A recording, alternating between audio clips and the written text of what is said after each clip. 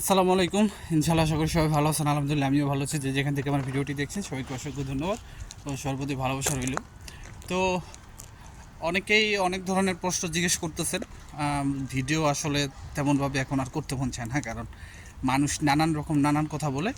তো এই কারণে ভিডিওর প্রতি অতটা ইন্টারেস্ট এখন হইতেছে না।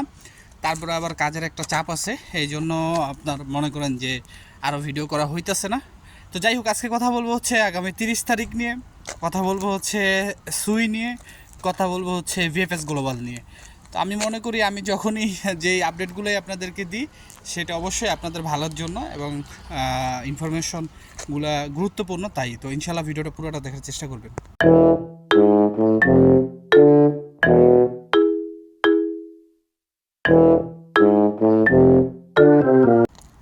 তো সব কিছুর জন্য আলহামদুলিল্লাহ, ভিডিওটা আমি বেশি বড় করব না, ছোট আকারেই আমি ভিডিওটা করব। তা প্রথমে আমি একটু সুই নিয়ে কথা বলি।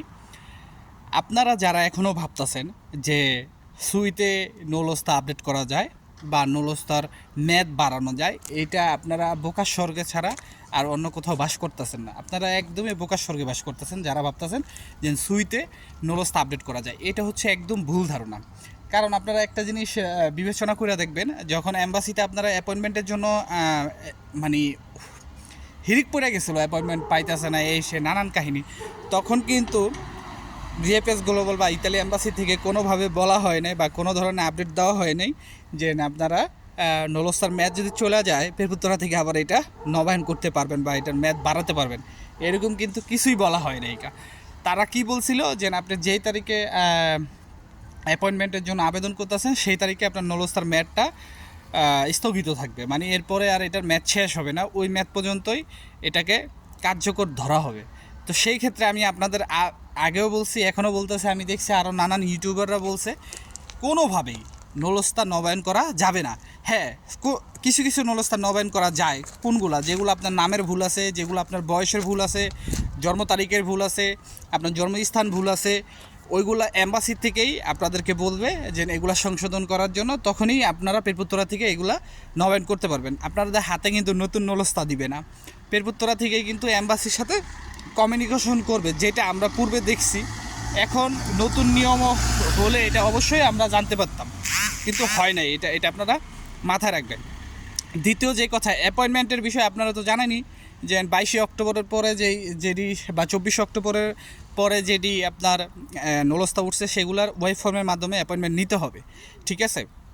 আর আরেকটা কথা বলি, দয়া করে আপনারা এই জিনিসটা মনে রাখবেন যে ইতালিতে আপনাদের আবেদন করতে না হলেও 300 থেকে 400 ইউরো খরচ হয়ে যায়, ঠিক আছে? বাংলাদেশের ম্যাক্সিমাম আপনার 50 থেকে 60 হাজার টাকার ভিতর আপনার একটা আবেদন খরচ। এখন আরও বেশি লাগে, কারণ এখন অনেক নিয়মকানুন করছে। তো আগামী মাসের 1 তারিখেই কিন্তু আপনাদের ফর্ম পূরণ, আর সেটা হয়তো বা আগস্ট অথবা সেপ্টেম্বরে এটার ক্লিক ডে হতে পারে। যেহেতু কিছুদিন আগে আমরা শুনলাম যে ক্লিক ডে বাতিল ঘোষণা করা হয়েছে, তো সামনে ক্লিক ডে হবে কি না বা কীভাবে কী করবে এটা হয়তো আমরা পরবর্তীতে আপডেট পাবো, ঠিক আছে? আবার ইতালিতে কিন্তু ডিসেম্বরের মধ্যেই মানে এই সে আপনার নির্বাচনের প্রচারণা চলতেছে, সামনে কি হবে না হবে আমরা কেউই বলতে পারি না। তারপরে যে বিষয়টা বলবো সেটা হচ্ছে ভিএফএস গ্লোবাল। আগামী 30 তারিখ দলবদ্ধভাবে সবাই আপনার ভিএফএস গ্লোবালে সামনে বা ইতালি অ্যাম্বাসির সামনে আন্দোলন করার যেই সিদ্ধান্তটা নিয়েছেন সেটার আমি সাধুবাদ জানাই। কিন্তু এখানে মনে করেন যে আরও নানান ধরনের ঝাঁঝামেলা, মানে আরও অনেক কিছু থাকতে পারে। যেমন একটা জিনিস দেখেন, আপনি কোনো কিছুতেই বাড়াবাড়ি ভালো না, ঠিক আছে? যদিও আপনারা 2-3 দিন আগে একটা আপনার আন্দোলন করা হয়েছে, সেখানে কি আমাদের আন্দোলনের ভূমিকা ভালো ছিল, কিন্তু যারা ভূমিকা রাখছে তারা ভালো ছিল না। আপনার এম্বাসি এসে একটা কথা বললো, আপনাদের উচিত ছিল যে ইটালিতে যারা থাকে তাদের থেকে কিছু পরামর্শ নেওয়া, যে ভাই সিস্টেমটা কী, বা যখন এম্বাসিতে এই ঘোষণাটা দেওয়া হয়েছে যে এই সিস্টেমটা আপনার ইটালিতে আছে কি না, এটা আপনার জানা দরকার ছিল। যদি এই জিনিসটা তখন আপনারা জানতেন তাহলে কিন্তু আজকে এই সমস্যাটা হতো না, যে নলস্তা নবায়ন করলেই 15 দিনের মধ্যে ভিসা পাবে, ঠিক আছে? তো এইবার 30 তারিখে যারাই যাবেন এইসব বিষয়গুলি আপনারা ফলো রাখবেন।